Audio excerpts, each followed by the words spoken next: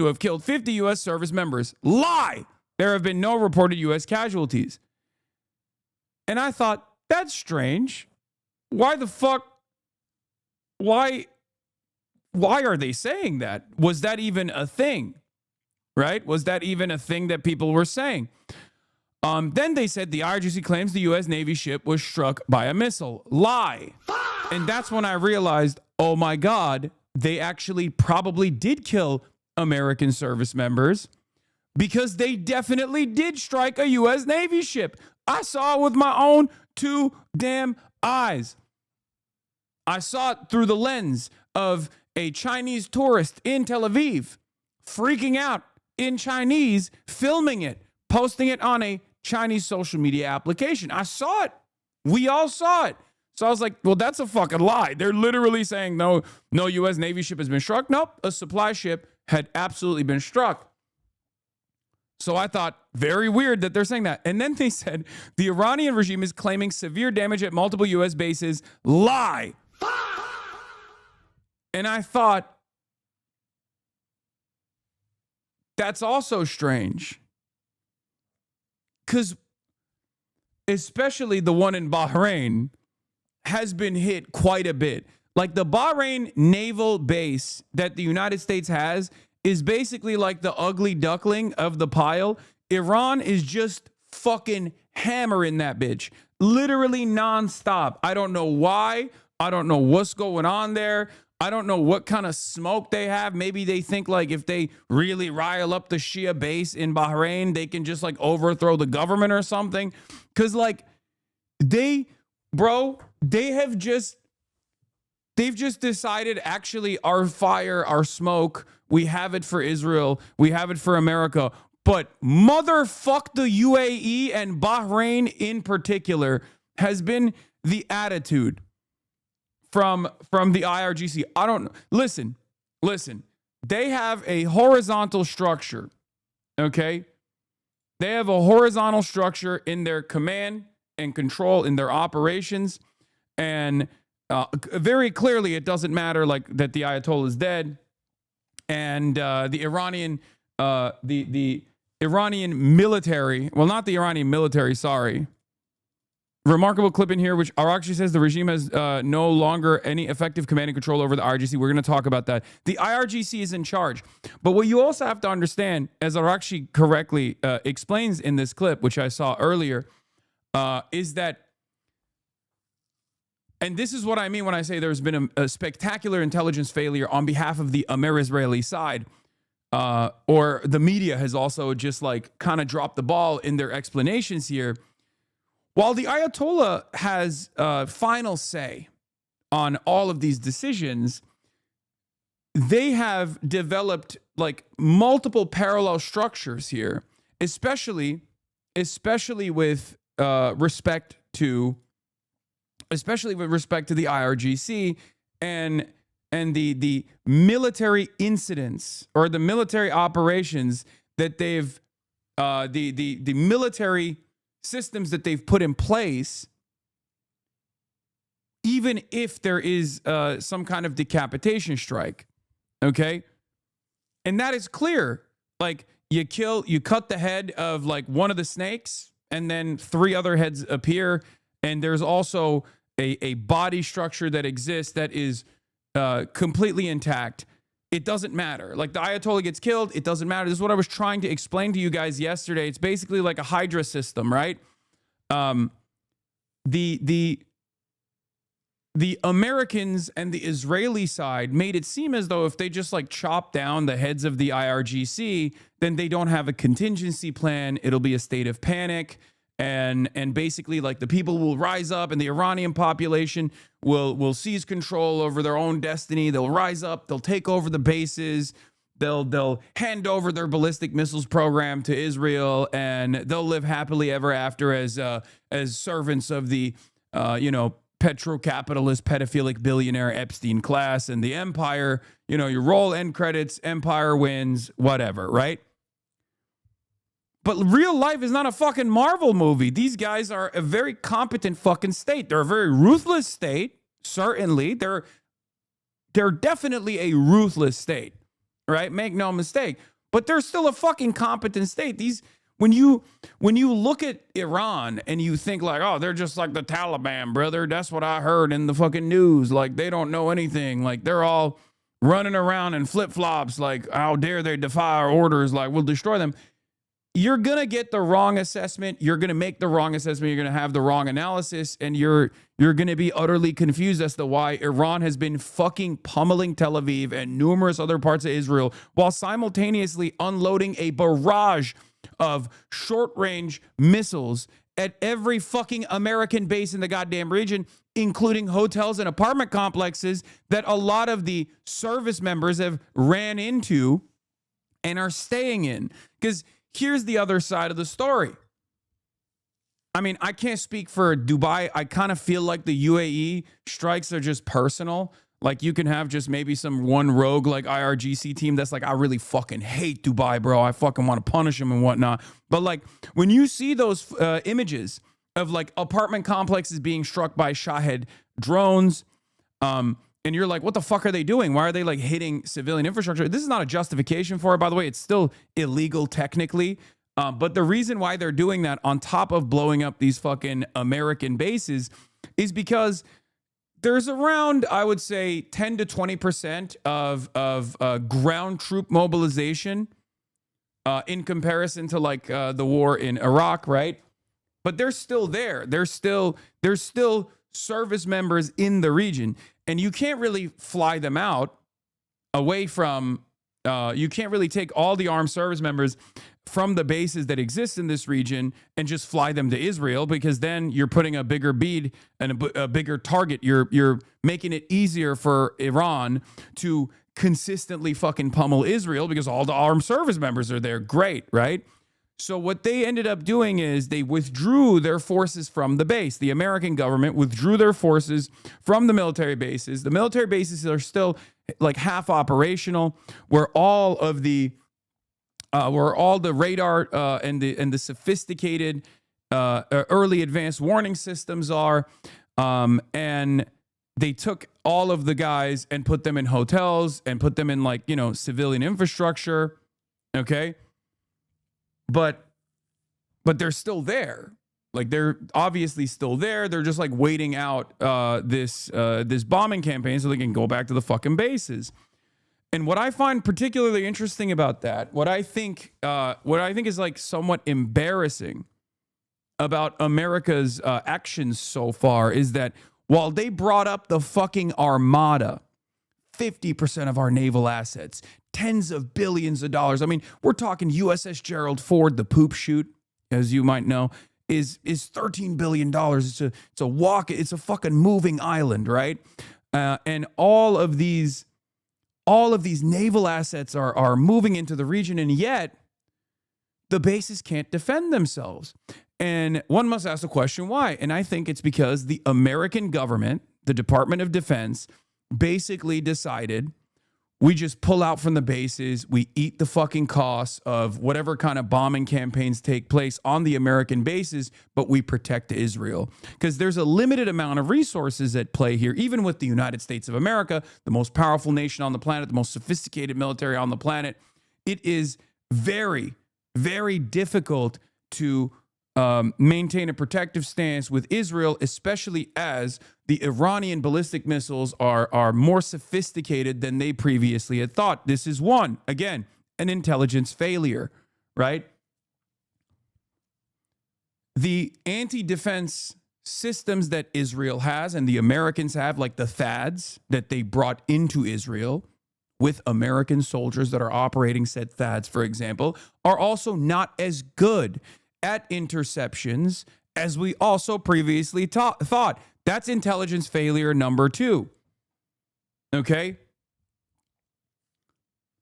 And what is going on here is Iran, the singular nation in the region, with some help from the Houthis in Yemen, right? The Ansar Allah movement in Yemen, are causing as much attrition as possible and causing as much economic damage and instability as possible to the whole region, while simultaneously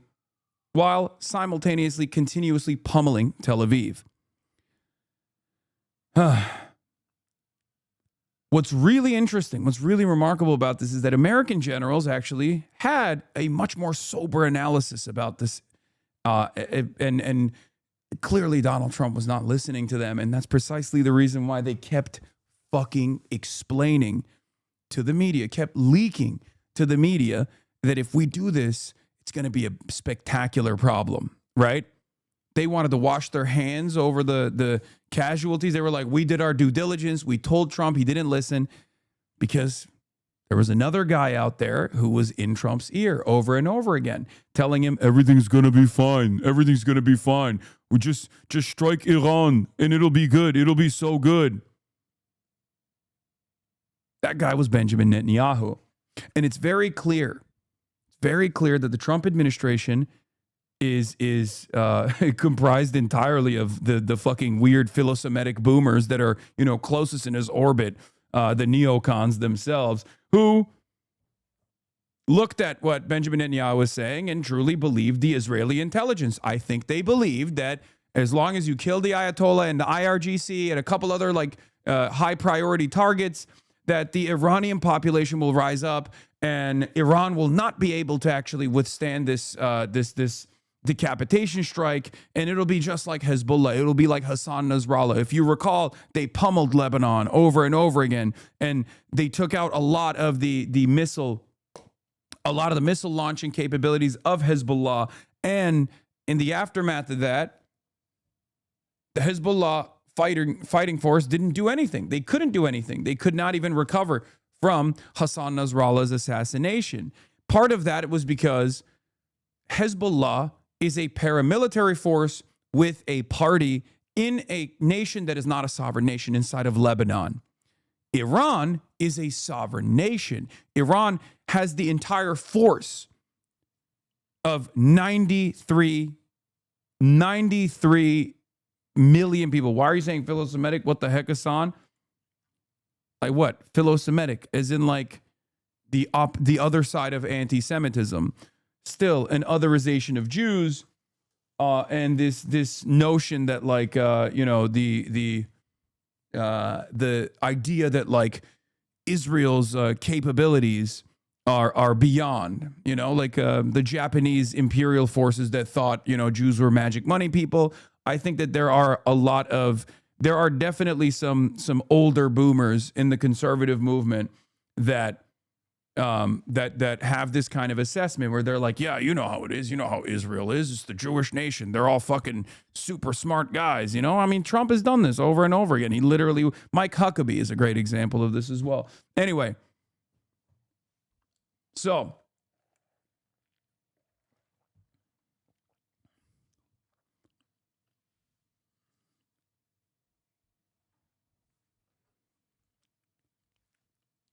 Tel Aviv getting smacked right now. Ninth wave just went off. Lots of destruction videos are going to be pouring in. I know.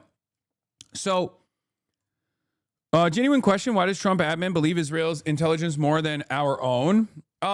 Great question. This is not the first time Donald Trump has done this. He's kind of a fucking idiot. I'm going to be honest. He's kind of stupid. He did this with like Russia too. I think he truly thinks like when a hot guy comes in, when a strong man comes in that he's like fond of, and I don't even think he fucks with Netanyahu that much as opposed to like Vladimir Putin, who he really wants to fuck. I think he just literally goes, nah, my generals are woke. They want to stop me from doing glory. It's truly about who gets to convince him. It's truly about who gets to convince him better. And his current cabinet appointees are not actually fucking smart people at all. They're morons. And they're sycophants. So they just kind of sit there and if Benjamin Netanyahu has the capability of greasing the fucking wheels and telling him everything he wants to hear, right? And obviously there's also a lot of money involved here as well. He's going to listen. It's very clear. He's going to listen. And it takes a while for him to like recognize the truth. It takes a while for him to go, wait a minute, you lied to me. This is not working, right? Like nation states have the capacity, unlike ever before, to single-handedly charm the dear leader at this point. It's very, very interesting. There are, however, people that can't charm him. Like Maduro was one of those guys. I don't know why he just like had extra smoke for Maduro always. But like, I think people just go in there, go into that fucking meeting and say all the right words, and he listens to them, and they glaze him, and they tell him like, you'll be a legend, you'll kill the Ayatollah, you'll save Iran, or like you'll make Iran into a beautiful opportunity for Trump. Like we'll build Trump towers everywhere in Iran. Tehran will be entirely, Trump territory. They will love you. Look at all these fucking diaspora guys that love you already. All this stuff, and I think he believes it. And then when generals come in, even like Raisin Kane comes in, who is also sycophantic in his own way, okay, and comes in and tells him, no, dude, we're not going to have enough missiles left if you do this. And he goes, that's not what my beautiful friends over at Israel told me, and I really believe them. You know how the Jews are. They got the hypnosis power. They got the magic money power. I love my Jews. I'm going to go with the Jews. And then he just fucking says, no, we're doing it.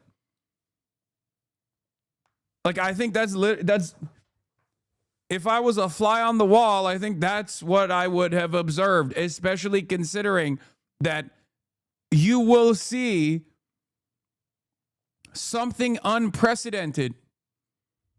I went to sleep feeling hopeless, and I woke up with an entirely new, refreshed perspective. I think Donald Trump is going to try to find like a Pyrrhic victory here for himself. He's going to try to carve out like a success story for himself. And now it's entirely in the hands of Iran. If Iran's like, no, we're pulling a Vladimir Putin, fuck that, actually. We're going to keep pummeling. Donald Trump is cooked. Do you understand? Because, like, regime fills Isfahan's iconic central square with supporters. I don't even think this is from this year. Also, it's surprising because Arash Azizi is not even, like, fucking, what? I don't think this is from today, by the way. I think this is an old video. It's from, like, 2020 or something. I don't know why these guys who are not even, like, pro-IRGC are doing, like, pro-IRGC propaganda almost.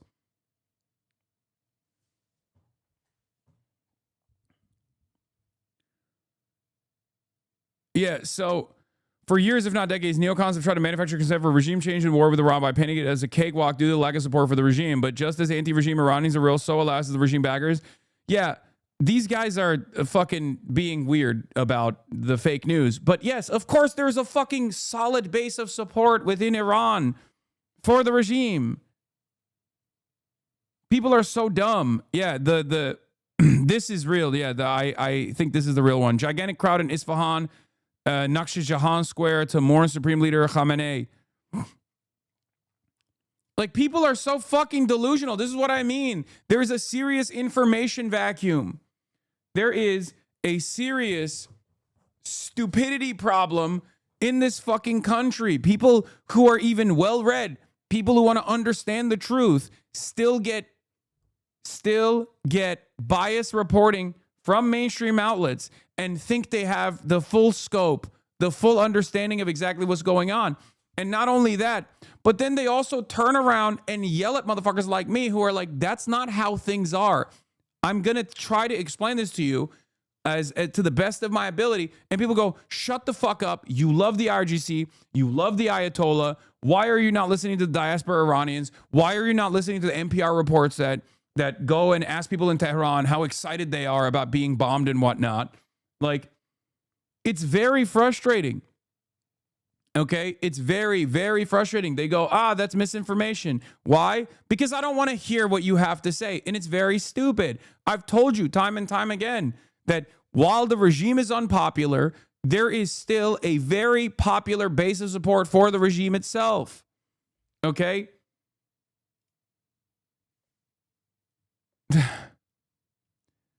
That's... Shut the fuck up. Projected winner, Ayatollah Stacey Abrams. Yeah, here is Kev June, who is no fan of the IRGC whatsoever. One thing that is consistently overlooked in Western discourse about Iran is the state's base of popular support. Millions who sincerely believe in the project of the Islamic Republic. And the notion that these people will just disappear in a post-IR Iran is deeply fanciful. Ironically enough, if you ask the fucking Gulf states or if you ask any of the Sunni Muslim majority countries, this is the reason why they want to fucking bomb Iran. Okay? This is the reason why they hate Iran. Okay? At least they have a better understanding of the fervor demonstrated by the popular fucking base of support for the Ayatollah, for the Shia version of Islam, like the ways in which the governments are supposed to work, like the true Islam, right? Because this is where that sectarian division actually does come into play. While most people say we're all Muslim, who gives a shit?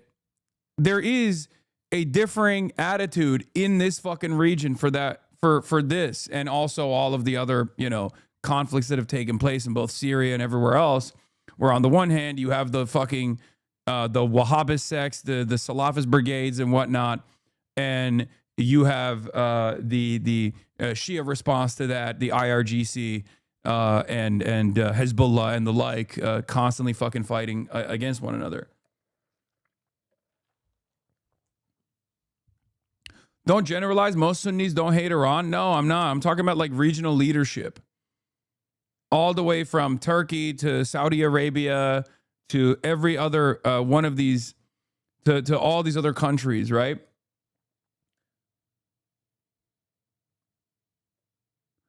How's your dog? Dude, there's something really funny about, America going into another fucking World War Epstein style situation. And dumbfuck saw like a tweet from one of these like pro-Israel meme accounts that can't actually fucking talk about, Tel Aviv getting destroyed by Iranian missiles. So they have to be like, oh, I bet Hassan's going to be real mad and he's going to like murder his dog in anger. And then that of course goes viral on Twitter. And then dumbfucks come in here and they're like, hey, I know there's like a possible cataclysmic event taking place right now where billions of our American tax dollars are going to be expended at the behest of Israel. American service members have already died and they're going to continue dying in the process for Israel. But I just wanted to say, like, my real interest right now is whether or not you, a content creator I don't like, for offering analysis that I don't want to hear, is potentially abusing his dog. Yes, dude. Place.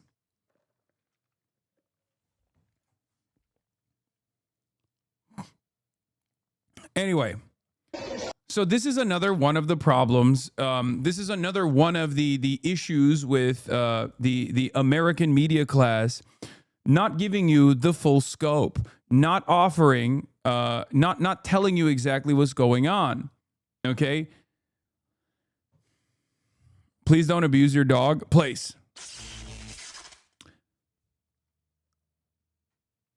Is the rotisserie chicken getting groomed? No, she's at the park.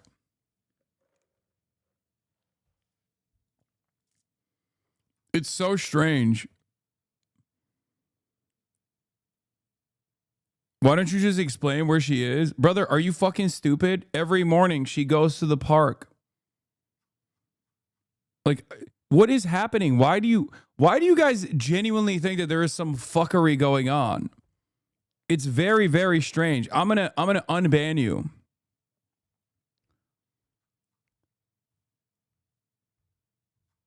But it's just such an odd thing. It's such an odd thing to be like, this is what I genuinely care about. Like, I'm beginning to understand that if like Anderson Cooper had a fucking live chat on CNN, this is all the chat would look like.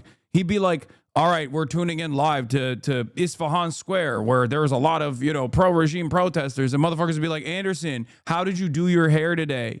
I need to know how your hair looks. I need to know what made...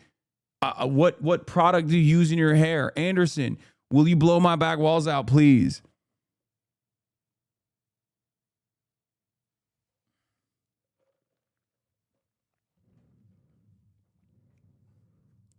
So, it's because you respond to them? Yeah, that's true. As I was saying, as I was saying, lock in, everybody. Lock in. So I gave you a couple different points of intelligence failure and a couple different points of like misinformation, basically, that's been running amok, that has caused people to take totally incorrect positions on this issue so far. This doesn't mean that like Iran is going to be stable and continue pummeling Israel or anything like that. You know, things could very well collapse later down the line. But having said that, for the time being, as I explained to you yesterday, whenever people were coming in and being like, well, the Ayatollah is dead, before the full confirmation came in, I kept saying over and over again, even if the Ayatollah is dead, Iran has has developed contingency plans specifically for this reason, like specifically for this exact same thing happening. So if you undermine your foreign adversary, if you feel like Iran is a foreign adversary and you undermine them, you're going to make a mistake. For Christ's sake, you're an ISIS agent. An ISIS agent. This is the other side of the story, and a byproduct of people being unimaginably obtuse and incredibly dumb and not knowing anything. Iran and ISIS are not aligned with one another. ISIS and Israel are aligned with one another. ISIS and America oftentimes are aligned to the same interests against Iran, ironically enough.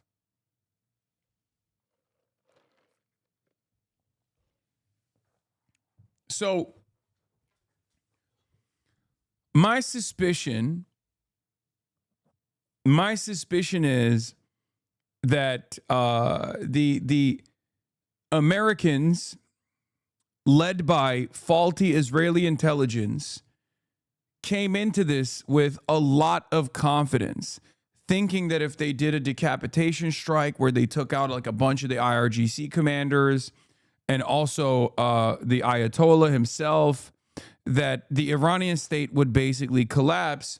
And then there would be a lot of, like, they would not be able to attack. It would not be able to strike back.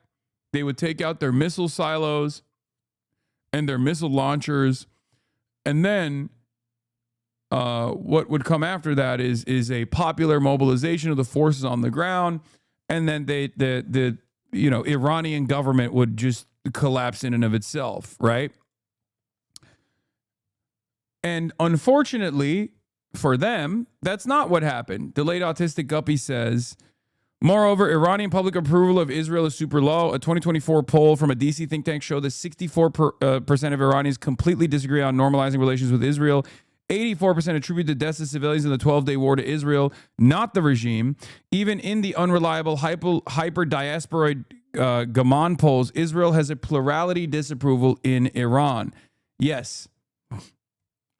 That's the other side of the story as well. And I think Israel knows that, for the record. I think Israel knows that, which is part of the reason why they would rather just completely fucking turn Iran into Libya rather than allow it to have like any kind of sovereignty whatsoever.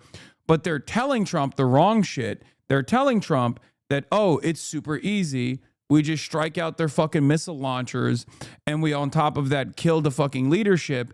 And then boom, popular mobilization, popular revolution. You look like a goddamn legend. You get to take out this 40-year leader, 40-year leadership, 40 plus years of this Ayatollah, longest running dictator in the world, that kind of thing. And it looks great. It looks like a great crowning achievement for you. But that's not what's going on right now. That's not what's going on right now at all. And yet, because we are a bunch of fucking cattle here in the heart of empire, people aren't even asking that question. People aren't even turning around and going, wait a minute. You told me if the Ayatollah is dead, then revolution time, right? And Iran can't even fucking strike back. Now you're telling me they're killing American soldiers.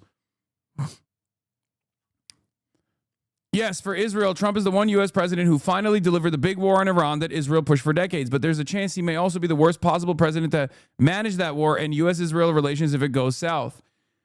I think Sinatusi is being a little too hopeful because I think when it comes to Israel, Donald Trump treats them as a special bestie.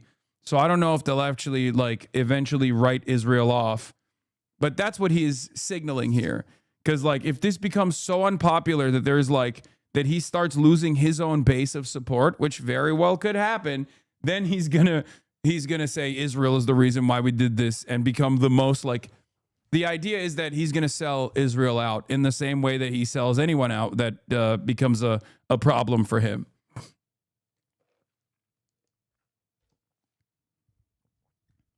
So there were Palestinians who felt a sense of relief when Yahya Sinwar died, hoping their life would go back to normal. Didn't happen. Yeah, you're talking to like 8 Palestinians, by the way. Like, yeah, there are secular and like Fatah Palestinians living in Gaza that felt like Yahya Sinwar was ruthless in the way that he dealt with like collaborators and shit like that. But that's not like a majority approval amongst Palestinians by any metric. Let's be real. In any case, it doesn't matter, right? I get the broader point that you're trying to put together here, which is that these guys, the powerful forces, the more powerful foreign forces, these alien forces, do not give a fuck about, they do not give even an iota of a fuck about the normal existence of like people that they're dominating, whether they be the Palestinian population, whether they be the Iranian population, right?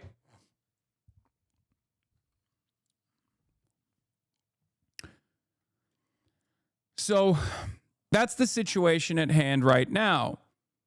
But here, let's get a little bit of let's get a moment of humor here, and then we'll get into the real juice and the sauce.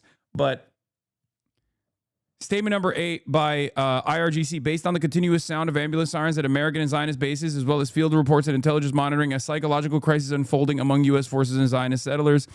It emphasized that sustained and targeted pressure by Iran's armed forces will further intensify conditions for them. Missile and drone operations will continue in a sustained and comprehensive manner, and further operational achievements will be announced to the Iranian people.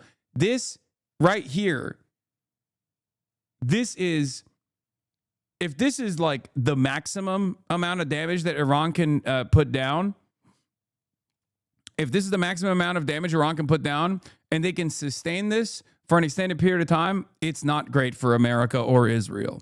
Okay?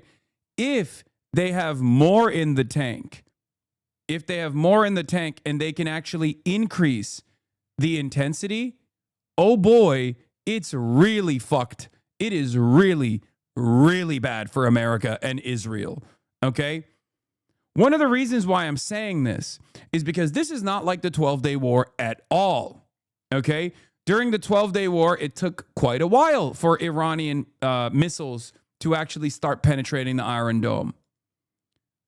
Iran struck an area in occupied Palestinian territory earlier this morning, 6 hours ago. Iranians struck a bomb shelter. The number of deaths at the time that were confirmed had risen to 8 settlers. We think the number is even higher than that. Okay? If Israelis can no longer feel safe inside of their bomb shelters, that changes the risk profile for Israel overnight, instantaneously. Their appetite for death and destruction, like for the broader Israeli public, also comes from the fact that they have always felt protected. During the 12-Day War, you had a bunch of old people. There was some debris that fell. There were a couple people died. I believe it was like around 30 people. But for the most part, society was in a state of panic for sure, but they weren't in a state of real panic. It's the same principle with the United States of America. America is sheltered from the impact of its actions with the very very little exceptions like 9/11, right? Blowback in the form of 9/11 was one of the very few instances where America actually received some consequences for all of their meddling in the affairs of the Middle East. This is the same with Israel. October 7 was part of that equation for sure. And once again, with the working knowledge that America would protect them and they would have unlimited weapons and they could just like go and wreak havoc around the region, they were still very comfortable. They were still very comfortable, right? This takes away that comfort. This takes away that comfort entirely. If they keep throwing salvo upon salvo, and the number of Israelis that die as a consequence of those ballistic missiles increases, all of a sudden the calculation changes dramatically, because for once Israel is the recipient of all of their death dealing. For once they actually see penalties in the heartland. That does not happen normally. And they don't have the same appetite for war all of a sudden, because now society is collapsing. Now it's unstable. This is in some ways an advantage that, you know, Palestinians have over the Israelis, because all they've known is living devoid of any sort of bomb shelter whatsoever. All they've known is death and destruction. So there is a lot more punishment that they can withstand, even if they don't want to, because there's no fucking other alternative. They've never actually seen another alternative. For Israel, they've never experienced this. Israeli society has never actually seen an endless amount of missiles coming in their direction where they're no longer safe inside of their bomb shelters. Okay? This causes the calculation to change dramatically, especially in a country with supremacist attitudes, with supremacist values. Okay? In some ways, Israeli comfort for the longest time is leading to Israeli weakness. Because they talk about how strong they are of a nation state, how proud they are, and how militant they can be, and how they can punish anyone and everyone, no matter no matter how people respond or whatever. But the reality of the matter is, they're not used to this shit. Oh, look, shit. So motherfucking rocket! Oh my!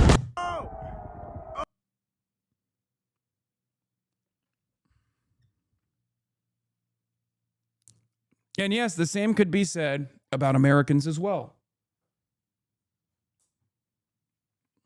Absolutely. Which, by the way, ironically, this guy is an American living in Israel. 4 people were killed by an Iranian ballistic missile impact in Beit Shemesh. Magen David Adom says footage shows the moment of the impact. Oh shit! So motherfucking rocket! Oh my!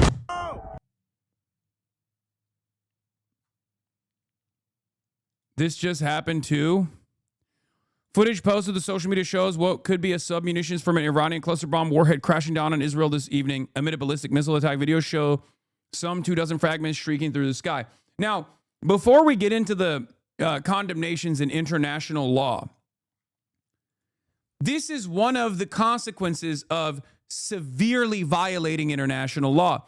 When you have a sovereign nation state who you open up a new fucking theater of war with, that has a fuck ton of missiles, and your opening salvo is the decapitation strike of the entire leadership structure, they're gonna fucking say, all right, well, you don't give a shit about international rule-based order or international laws whatsoever. We're not gonna give a shit about it too. That's the other side of this story. This is part of the reason why you're supposed to abide by the rules, right? You're supposed to abide by the rules of conflict. You go in, you kill a fucking bunch of, you shoot up a school in the most American and Israeli fashion, by the way. America loves its own indigenous school shootings, its own domestic school shootings, and America loves doing school shootings with their bombs overseas. Some school children are going to die, right? It's just, we have an endless appetite for murdering children. We just have to do it, okay? But when you do that and you force people into a corner, just like the Palestinians on October 7 or leading up to October 7, they're going to say, all right, we got to fucking fight out of this corner. We got to fight our way out of this goddamn corner. And that's precisely what's happening right now. For years and years, For years and years, I have said, you got to stop. You got to stop. You can't do this. These violent designs will lead to violent ends. Okay? There will be a violent conclusion. My sibling is studying overseas in one of the Israeli cities that's getting bombed to shit. And even though I wish she wasn't in Israel, I'm terrified for her. Exactly. Like, this is... And while Benjamin Netanyahu gets to fucking fly out to Berlin, potentially, I don't know if that's real or not, right? You know, your sister is stuck. And now, the bomb shelters are not working, okay? This was seen on Nablus, bro. It's raining bombs. Yeah, they're using fragmentation warheads, cluster striking, cluster munitions. These are unpredictable. These don't actually fucking go. I mean, that could just be pieces that...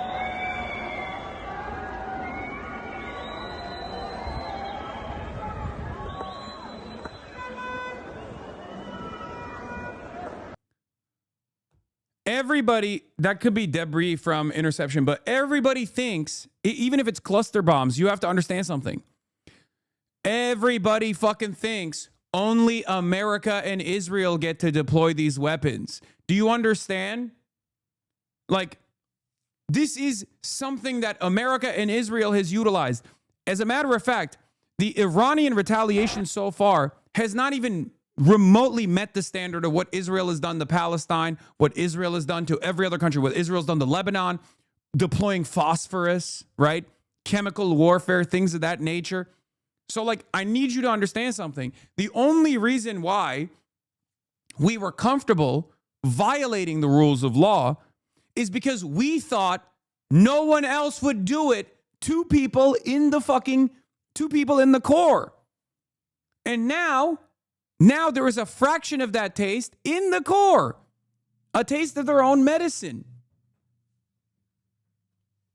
What? You break BDS? I have no sympathy? What are you talking about? Shut the fuck up, chatter. Jesus Christ, you're so moral, okay? You're so moral. You're right. What, that fucking chatter's sister who's you know, working in a school should die then? Shut up. You're a fucking idiot.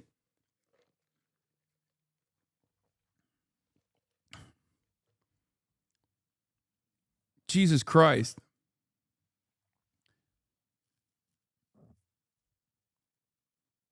Reuters confirms the plane is in Germany.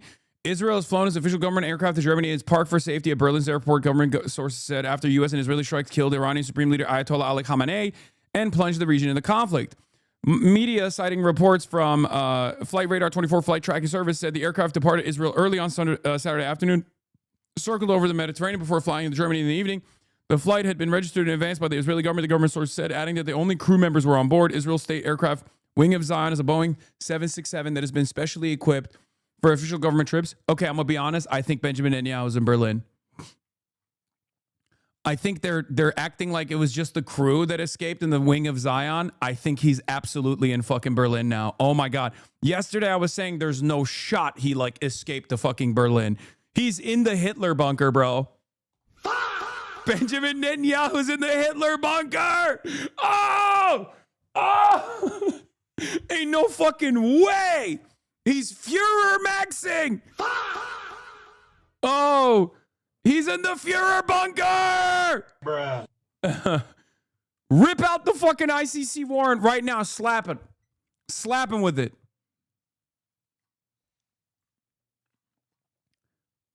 Take the Hitler exit now. Okay. I didn't want to believe this yesterday. I thought that was a little, that's a little bit much, but maybe he is. They did release this video of him today. סיימתי עכשיו פגישה עם שר הביטחון, הרמטכ"ל וראש המוסד. נתתי הנחיות להמשך המערכה. Yeah, I don't believe it. As is pre-recorded. Pre-recorded. Pre-recorded. That motherfucker's in Berlin, bro. Oh, pre-recorded. AI pre-recording. Netanyahu says Trump fulfilled his dreams in bombing Iran. Israel now has the assistance of the United States. My friend, U.S. President Donald Trump, of the U.S. military. This coalition of forces allows us to do what I have yearned to do for 40 years. You know what's really fucking crazy about this? When I say this, motherfuckers go, excuse me, aren't you being a little anti-Semitic, Hassan? And then he just comes out and says it. It's so funny. Like, I say it, you say it, everybody goes, excuse me, don't you feel like this is a little bit too anti-Semitic of you to say? It's like, motherfucker, he's saying it. What do you want me to say?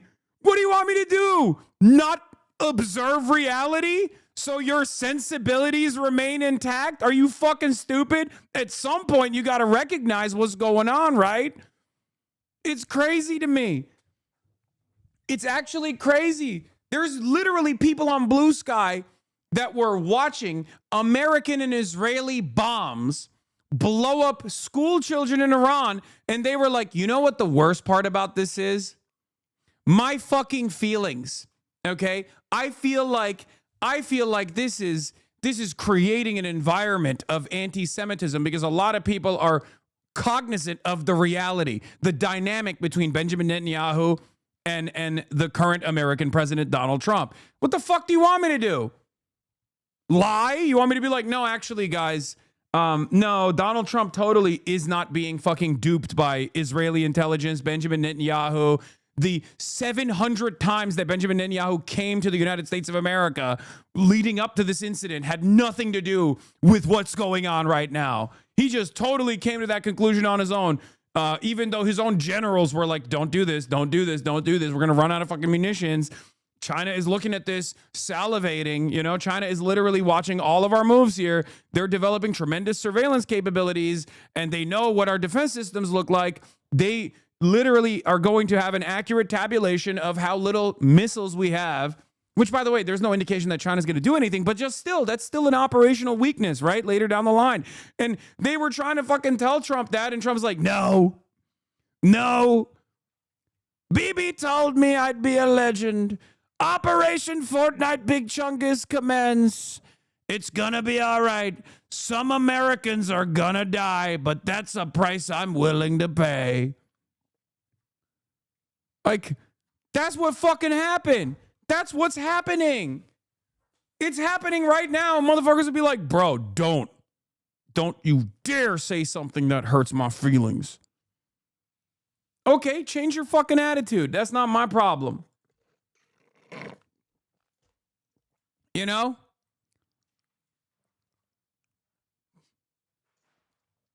POTUS, the Daily Mail. This is from Kaylin Collins. It's always been a 4-week process. We figured it will be 4 weeks or so. It's always been about a 4-week process or so. As strong as it is, it's a big country. It'll take 4 weeks or less.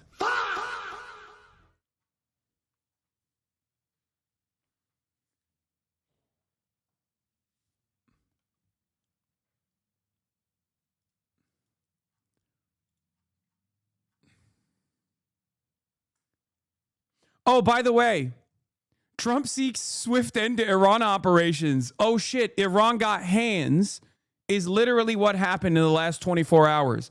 They went from Iran is going to fucking collapse. Iran is going to collapse instantaneously.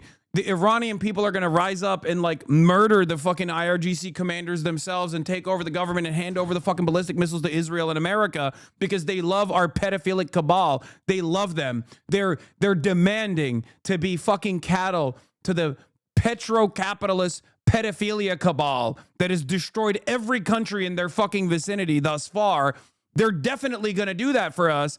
And then all of a sudden that doesn't happen. And they're like, whoa, what the fuck? Yo, this shit's not like Hezbollah in Lebanon at all. A country that doesn't even have anti-aircraft defenses, okay? A paramilitary formation that has its own parliamentary party in Lebanon that was trying to do their very best with the limited amount of logistical support they got from Iran is not the same as the fucking Iranian government, it turns out. They thought it was going to be like a Hassan Nasrallah situation. It turns out it's not a Hassan Nasrallah situation. Wait till markets open in 3 hours. Trump is going to jump for Iran. Your entire analysis is based on the assumption that Iran is able to sustain this level of damage while U.S. Israel continues to destroy their missile launchers and that U.S. does not escalate further. Brother, my entire analysis on this is that there is an operational failure because I'm looking at what the American government has said thus far. Do I think that America and Israel don't have the capacity to escalate things further? Are you fucking stupid? That's my expectation. And if I have that expectation, I'm certain Iran probably is aware of it too. I don't think they're going, oh, we're really fucking cooking here. I know that. Do you think that's a solution? Do you think that's smart? Do you think that actually ends up leading to America's goals being achieved? You know? Hey, Fatso, are you botting again? Your analysis sucks. Sorry, guys. Hold on. I'm gonna do the quick power hour real quick. First of all, Fatso, that's insane. Secondly, here, let me do the quick power hour for the guys who want the same thing that they hear from CNN or Fox News. Donald Trump is the greatest president of all time.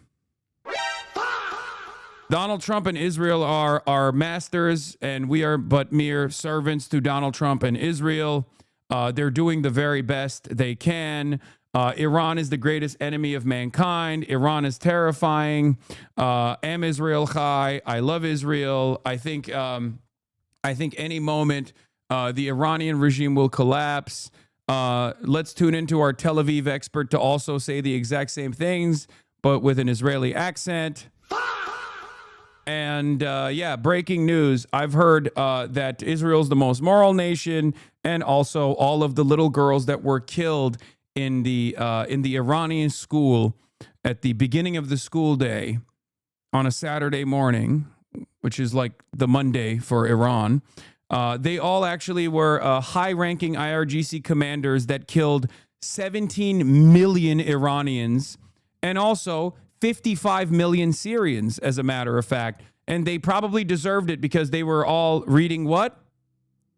My sources tell me the Iranian schoolgirls aged 7 and 12 were reading Mein Kampf, as a matter of fact, at school. Is that good? Is that what you wanted?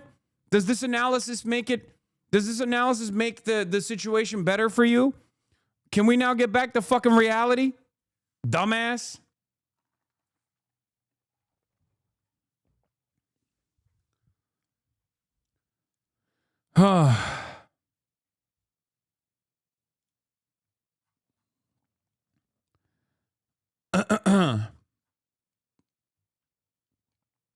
So, where were we? Let's look at Trita Parsi and what he had to say about observations and comments from Trump and Israel's war on Iran. 1. Tehran is not looking for a ceasefire and has rejected outreach from Trump. The reason is that they believe they committed a mistake by agreeing to the ceasefire in June. It only enabled the U.S. and Israel to restock and remobilize to launch war again. If they agree to a ceasefire now, they will only be attacked again in a few months. True. For a ceasefire to be acceptable, it appears difficult for Tehran to agree to it until the cost of the U.S. has become much higher than it currently is.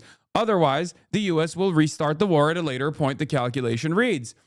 It took them fucking years to finally arrive at the conclusion that the only way to get these guys to stop is by engaging in military deterrence. The calculation here on the Iranian side is we can send unlimited barrages of Shahed drones because America is so worried about defending Israel that they are not defending their own fucking bases, and they're not even defending their own soldiers that are living around the bases right now, that they can just keep blowing up and cratering every single American military base in the region, while simultaneously also sending their longer range missile systems into Tel Aviv, into the heart of Tel Aviv, over and over and over again. And if they get any, that analysis is incorrect. What do you mean this analysis is incorrect? Straw manning CNN, not close to accurate. That analysis is incorrect. I don't think it's incorrect at all. They literally said no to a ceasefire. Donald Trump, according to Ynet, tried to get a ceasefire yesterday. Why did they try to get a ceasefire yesterday? Oh, we killed the Ayatollah. Come on now. You don't want us to punish you even further, right? That's what the American side is looking at right now. Why the fuck would they want a ceasefire right now? Why would they want a ceasefire right now? They should just keep pummeling Iran, right? That's what they're going to do. They're going to do that anyway. They're going to keep fucking punishing the Iranian population even harder and harder and harder. And at a certain point,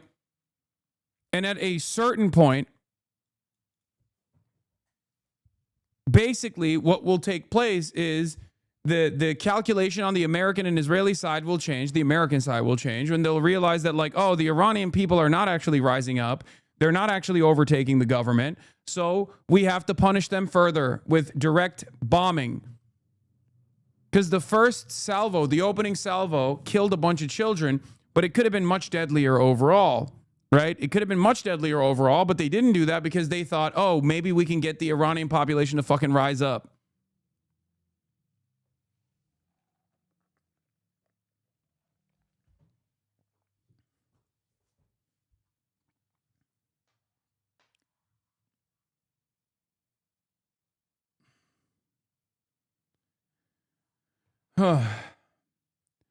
They want to talk, and I've agreed to talk, so I'll be talking to them. President Trump tells Michael Schreier.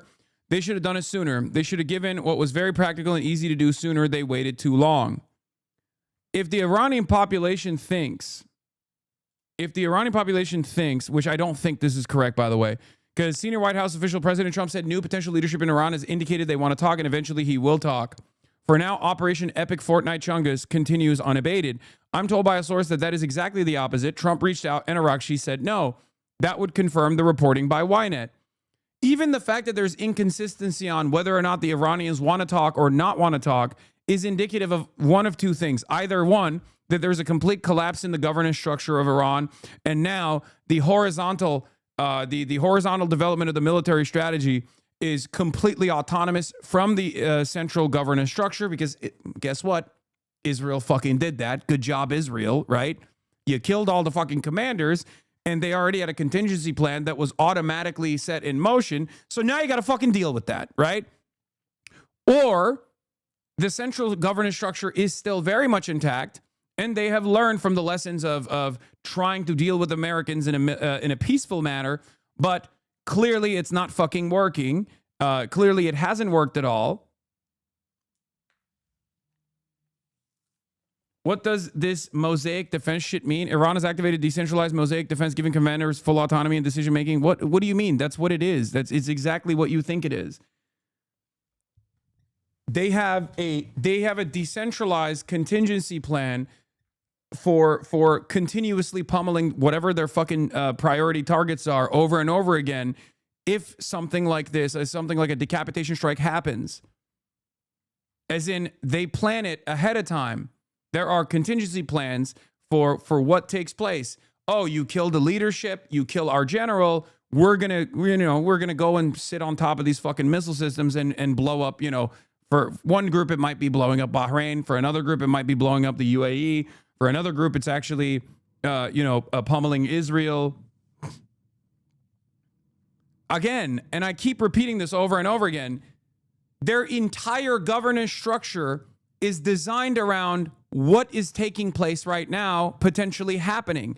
Their entire governance structure, their entire economy, their entire missile production systems, everything is underground. Their missile launchers are underground. Their missile silos are underground. Why do you do that? Well, you do that because you're worried about America eventually coming in and trying to blow up your fucking country. Your entire governance structure, your operational structure is also divided amongst different groups. They're like siloed in on their own, and they can operate autonomously. Because if America and Israel come in and like fucking kill your generals and your leadership, you don't actually collapse.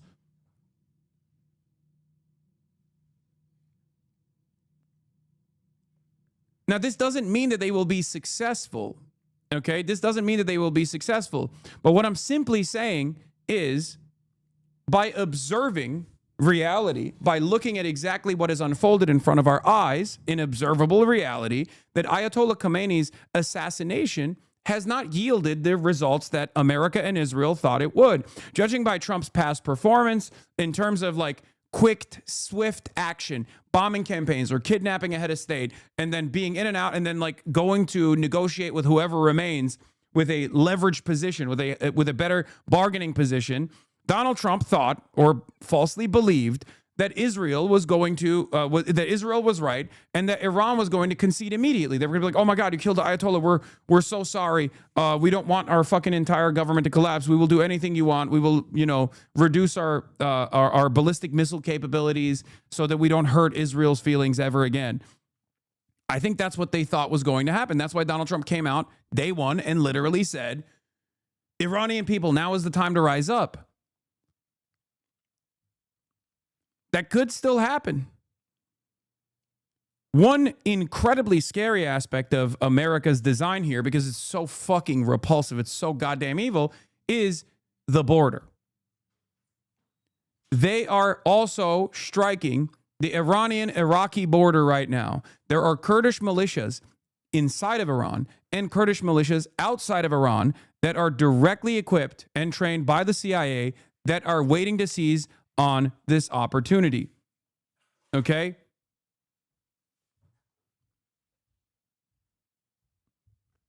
They are probably going to try to send in, they're probably going to try to beef up sectarian fighting. And they're gonna utilize, because they don't have any popular mobilization on the ground, they're going to try to make popular mobilization on the ground. So do you support these Kurdish groups as well? Fuck no. What are you, crazy? No, of course not.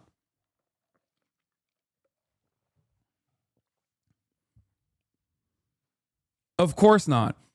But be on the lookout for all of the coverage about how woke the Kurdish militias are that are trying to liberate Iran in the upcoming weeks. Okay?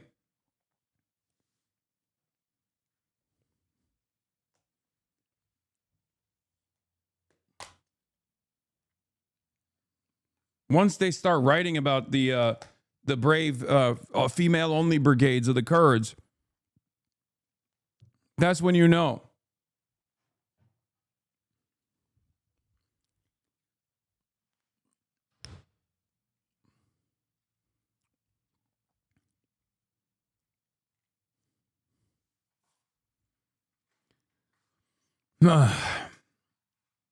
How many times do the Kurds have to get fucked over by the American state after being used and abused as a destabilizing force in the fucking region for them to come to terms with the reality that it's not happening? Okay, you will not have an Israel-style Kurdistan. Okay, it's just not going to happen. Like, you gotta use the arms and training that you got from the Americans against the Americans at some point, against the Israelis at some point. It's just insane. How many fucking Fell For It Again awards do you need? It's crazy, especially after Rojava. Like, it's like, I thought at least Rojava could have the same like autonomous structure that you have in Iraq. Turns out America did not want that at all. They just did not even remotely consider that at all. And I genuinely thought, perhaps foolishly, that could have been a thing for the Kurds. They could have been like, they could have had like another autonomous region, and that they could have had, they could have been like a force of stability in the area as well. Nope. America had a totally separate design for the Kurds there. So I'm sorry, it's a little ridiculous for me to also fucking lean into the destabilization force that they will represent in Iran at the behest of America and Israel. It's just ridiculous.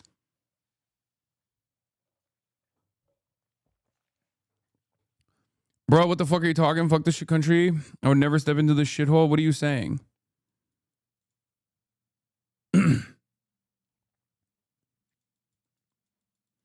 Could you please expand my limited perspective?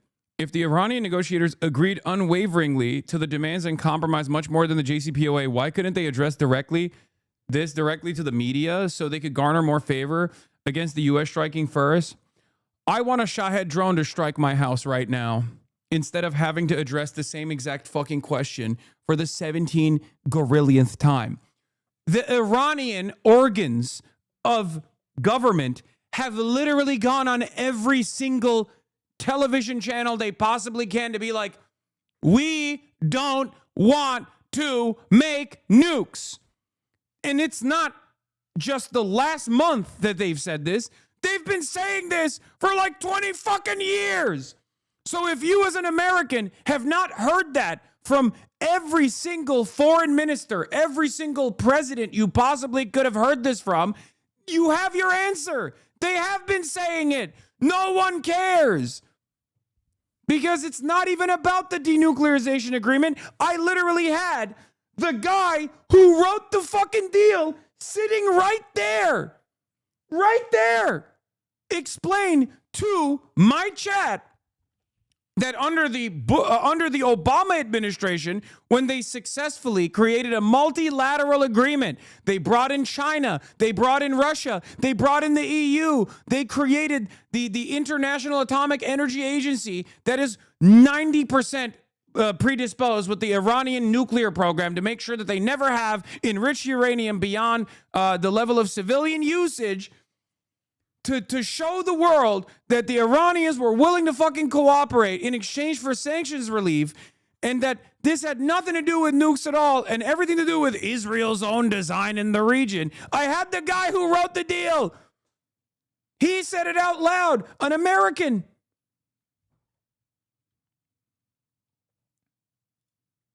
How many times do the Iranians have to say it? They've said it 1,000,000 times. They've played ball. They've set forth they literally kept abiding by the JCPOA because they were like, this is a multilateral deal. Donald Trump can't single-handedly destroy this deal, right?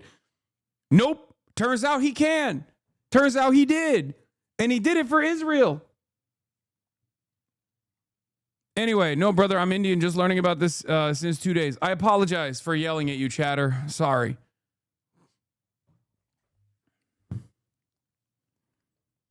I'm sorry for yelling at you. I've just had to respond to this question so many times at this point, and I keep hearing from the Americans over and over again that, like, oh, why do they just want the nukes so bad? Why do they have nukes? And it's like, they don't have nukes, and they don't want to have fucking nukes, and they've literally said that they don't want to have nukes. And the enriched uranium beyond civilian usage is simply for a fucking better leverage negotiation position. That's it. They literally are enriching uranium beyond civilian usage, not because they want to fucking build a nuke tomorrow or whatever the fuck Israel claims, but so that they can get some sanctions relief. That's it. Also, they should have nukes. I think they should have nukes. If they had nukes, it would be like North Korea. Every country in the aftermath of the dissolution of the USSR, where a separate world power could actually protect other countries under their own autonomous nuclear umbrella, you got to build nukes. That's it. You have to build nukes. It's very clear that China is not offering that same protective cover to nations in the periphery. It's just clear. China will never do the same thing that Khrushchev did. Khrushchev, for all of his fucking failures, people are like, oh, he's revisionist, whatever. Khrushchev was a fucking lion.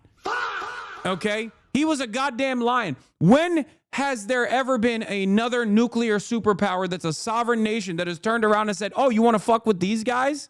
We will nuke you. Never. He put the nukes in Cuba. My fucking lion, dude. He did. He allowed countries to develop at great cost to the USSR for all of their fucking domestic faults, for all of their domestic failures. It is objectively a fact that America and the fucking Western capitalists, when left without any kind of counterbalance, counterforce in the world, would basically design the planet in with their endless greed and their endless hunger in this dystopian existence that we live in now. In the absence of an alternative, look where we're at since the 90s at the domestic level. Neoliberalism has destroyed this fucking country and destroyed the Western liberal capitalist safe havens. Social democracy is turning into an abject lie.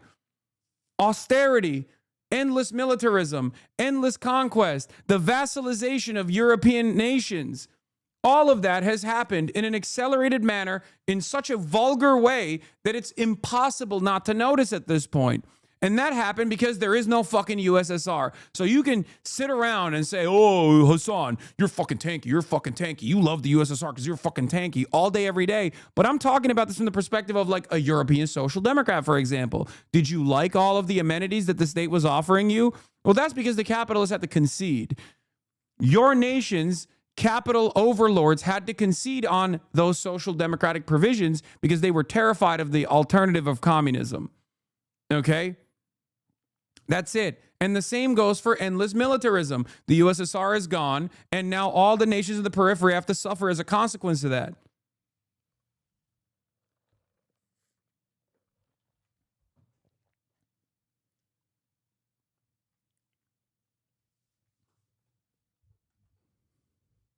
I remember you telling this to Jank. I know. It's funny to see all of those people that have for years and years yelled at me come to the same conclusions now. It's very interesting. I mean, Ian Bremer literally said, it turns out it's actually totally valid for North Korea to pursue a nuclear program. Ian Bremer! He's a liberal! Look at this. Total resounding victory for the HasanAbi doctrine. Ian Bremer, North Korea looking a lot smarter for developing nuclear weapons despite all the international opposition and pressure. 10 years ago, when I was saying this, someone like Ian Bremer would have been like, look at this fucking psychopath. Look at this weird tanky. Look at this crazy guy.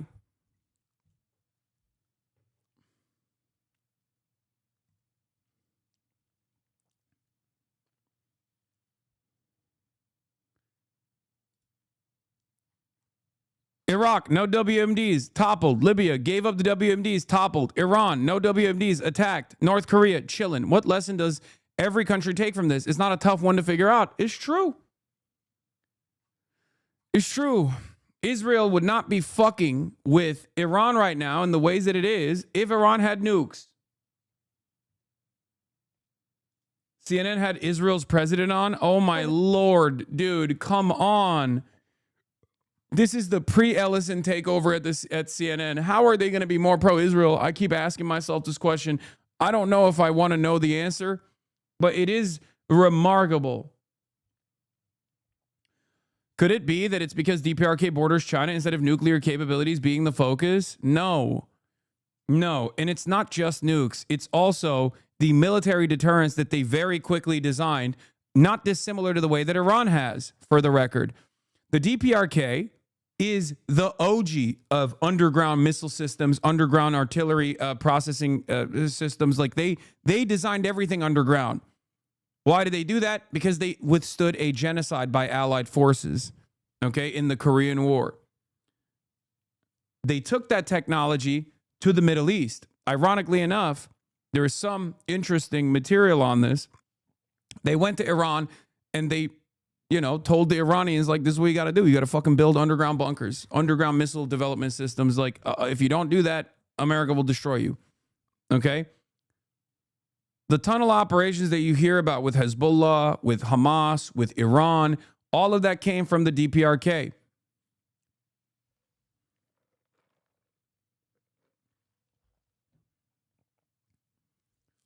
It's ironic because Ali Khamenei, in his last ever foreign trip, you want to know the two countries he went and visited? Because once he became the Ayatollah, he never left the country ever again. It was China and the DPRK. Ali Khamenei's last foreign trip, his last ever foreign visit before he went back to Iran and never left because he became the Ayatollah, was China and North Korea.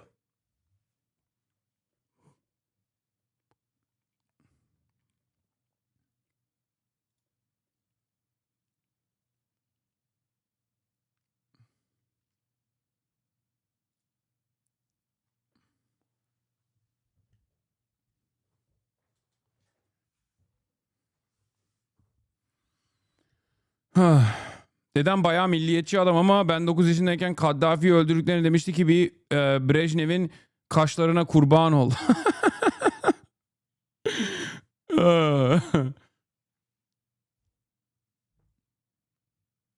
Yeah, it gave us this famous photo. Look, President Ali Khamenei ate roast duck in Beijing's Quanjude restaurant during his state visit in May 1989, his last trip abroad.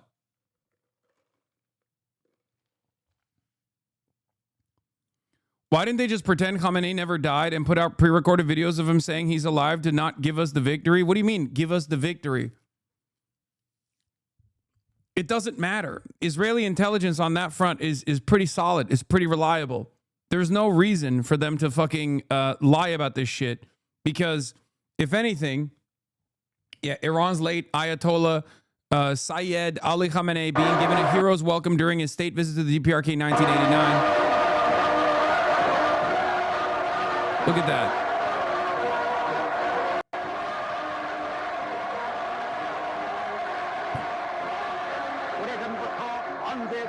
Guys, Ali Khamenei was 86 years old. Okay? He is a very important religious figure in the Shia world. Okay? He wanted to be fucking martyred. Why do you think he wasn't in a goddamn bunker, dude? Like, that's the other side of the story when CNN and all these other people are like, oh, dude, Israel has remarkable intelligence. Bitch, you killed him with his family at his home. Literally during Ramadan. 86-year-old guy during Ramadan, fasting, doing the government duties, was martyred.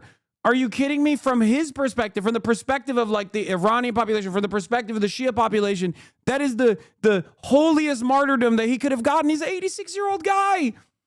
He could have died to a fucking sneeze. Are you kidding me? What utility did he have further staying as the Ayatollah to see 87, to see 88? It doesn't fucking matter. That's why it's also hilarious when these guys are like, bro, you don't understand. Think about how incredible this fucking Israeli intelligence must be like. The motherfucker was at his home tending to his, flower garden or whatever. Are you kidding me?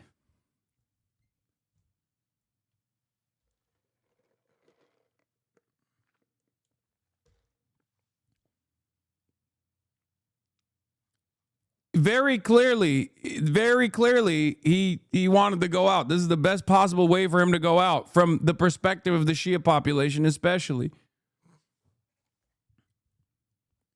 That's it. Yeah, Israel is hyped. They killed an elderly man and like 100 12-year-old girls at school. Look at that. Another hit in Tel Aviv.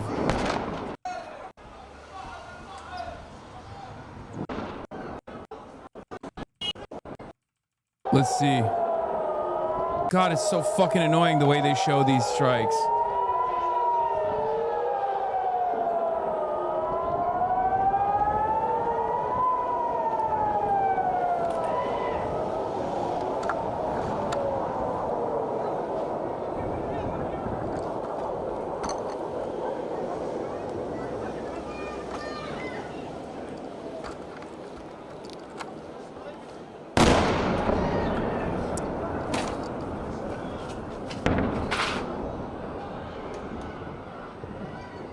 Genuinely, what do you expect minorities like Kurds to do when they're oppressed and treated like shit by the majority? Turkish, Arab, Persian supremacy push minorities towards treacherous allies like the U.S.?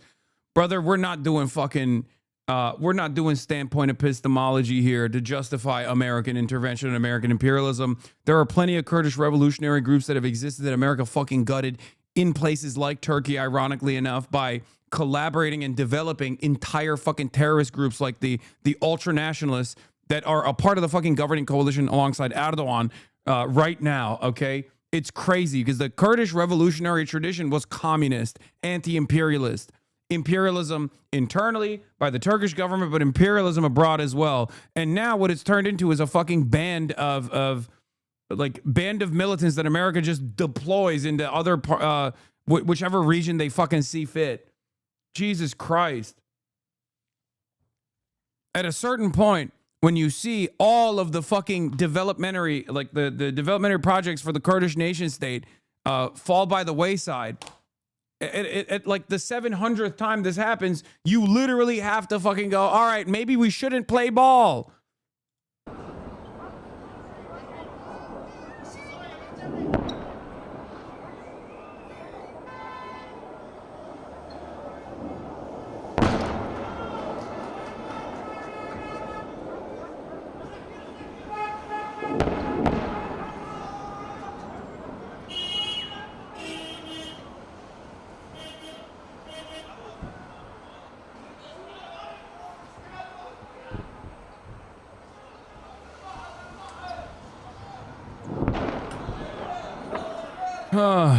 Anyway, we'll talk about Israel trying to fucking destroy Article 5 as well. But here, let's just get started here with a funny meme while I go pee. Please. Last year we bombed Iran in a really cool operation called Operation Midnight Hammer. It was awesome and 100% successful. But please, just let me say this, please. We had zero intentions of conducting a regime change war, like Afghanistan or Iraq. We know those don't work. We know that doesn't work, right? But it turns out our 100% successful mission wasn't 100% successful. Iran is still trying to make WMDs. But, look, begging you, please, trust us one more time. What about? I know what you're thinking. Regime change wars, they don't work. Yeah, the question we're asking is, what if we do Iraq, but good this time? Hear me out. Israel wants this, of course, but this is about us protecting you, the American people, right? You want that. And yes, some of you may die, but that's a sacrifice. Put the Shrek line in here, guys. Come on, I'm being serious. My fellow Americans, I'm just asking you, for old time's sake, just one more war in the Middle East. No. Oh, okay. We started already. Isn't Congress supposed to approve? I don't know. I was just asking you to be nice. Then why are you crying? A very good friend of mine recently passed away. Took his own life in prison. Just thinking about him a lot today.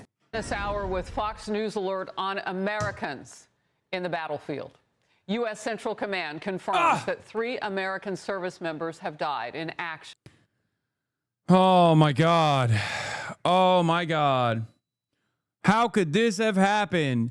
How could this have happened? What? Oh my God. This is like America and Israel feel untouchable, feel invincible. The Israeli population also feels invincible. The American military also feels invincible. This is what happens when that invincibility attitude meets reality. You, as an American citizen, should not allow these fucking monsters to get away with this, okay? American sons and daughters were killed for Israel. That's it. American sons and daughters were killed for Israel in a multi-billion-dollar operation that is, if successful, going to be insanely destabilizing. So even in the best case scenario, it's not good for the region. It's not good for anybody, really. Okay?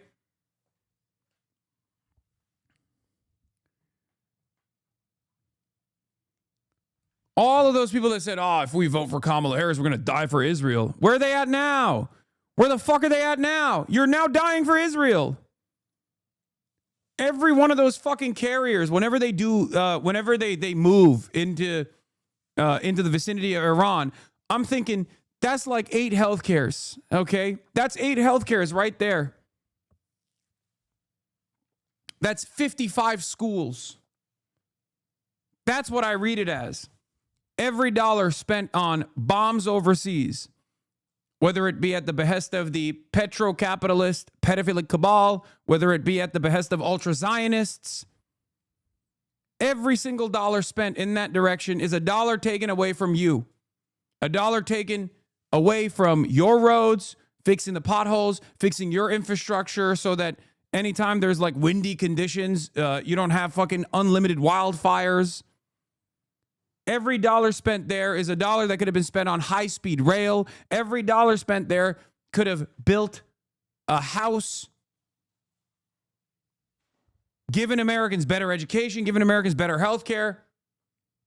At some point, we have to recognize that foreign policy, which is uniparty, unfortunately, is very directly involved with shitty domestic policy. It's not something you can separate. For far too long, the average American has assumed that this is totally separate things, right? Totally separate things. It happens over there. We send our sons and daughters over there. They're protecting us. They're killing the pedophilic warlords, or they're killing goat herders that had nothing to do with anything, so that those goat herders never come and endanger our First Amendment or something, right?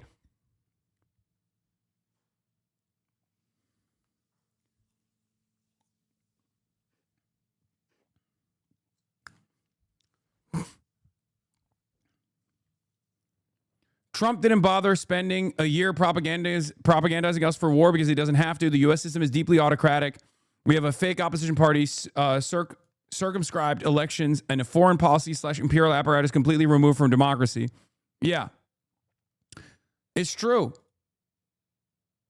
It's true. My assessment on that take was also similar to Mark Ames, where I said, where is it?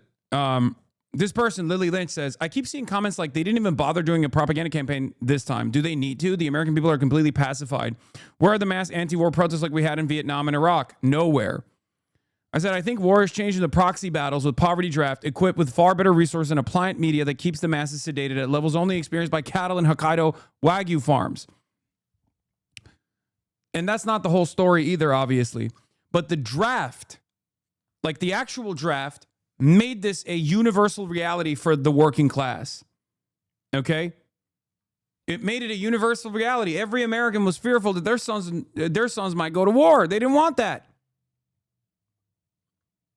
But for the past 30 years, 40 years, like in the post-Vietnam era, there was no need for a full-blown draft.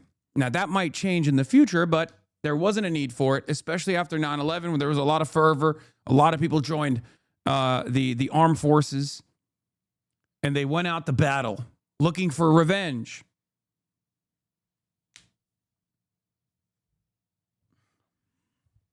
But there is a reason why there is this passivity that you experience from your fellow Americans, because the media environment has been designed for them to never connect the dots. The media environment that we have right now makes them think, oh, it's just happening over there. Who knows? I got to go to work. They don't realize that all of the necro-capitalist state that they experience here in the United States of America, all of the amenities, all the state functions getting destroyed, are directly tied to where our resources are going. And our resources are always going to permanent warfare. 800 military bases and the operation and the upkeep. That's where it's going. That's why your fucking potholes are never going to be fixed. And people do not tie that together. That's a major problem. That's a major issue in American media. That's a major issue in American organizing. That's a major issue in the fake the fake opposition party, the controlled opposition party, and the Democratic Party. That's the reason why post 9/11, post global war on terror, you don't even hear from Democrats usually you don't see Democrats universally oppose war. As a matter of fact, Kamala Harris literally said, I'm going to have the most lethal military of all time, right?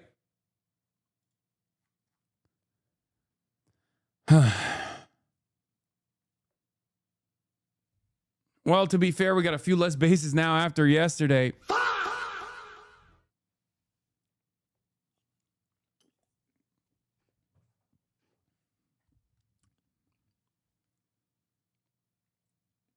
Anyway. Also, mass protests don't mean anything if there's no labor power backing it. That's the other side of the story. And sometimes even mass protests and labor power alone can't stop America's imperial endeavors anyway. That is the issue here too. Iron Dome failed again. Multiple interceptors. Wait, what? Multiple interceptors failed to take out a missile. Okay. Reports of Iranian ballistic missile impact in Jerusalem. Several Iranian missiles just hit Jerusalem. The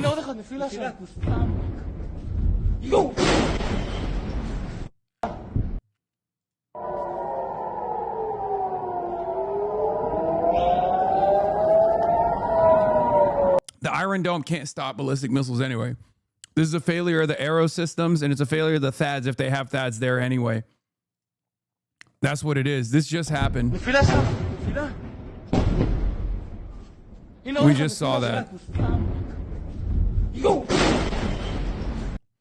What I'm confused by is why Israel is not even trying to hide the impact sites now. That's what's interesting, because they did a fairly decent job of making this illegal and stopping the distribution of like impact sites and shit like that.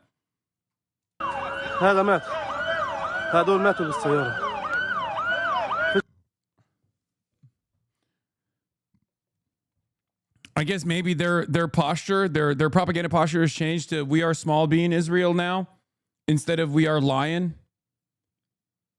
We are lion Israel to "We are small being Israel." We are the victim once again. Not realizing that the rest of the world does not actually see Israel as a victim at all. Even in the Western world, there is not a lot of people who see Israel as a victim, because why should they? Who the fuck would look at the situation and go, "Oh, wow, I can't believe this is happening. It must be anti-Semitism." Bitch, you fucking struck Iran yesterday. You started this. You begged America to do this alongside you. Don't underestimate this. I'm not. But I just don't think that there is any fucking sympathy to be had here.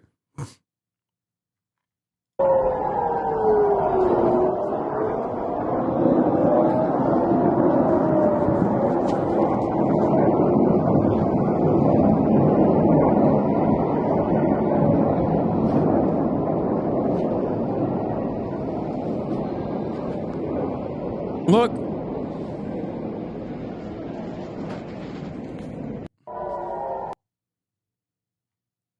Israeli camera work? Yeah.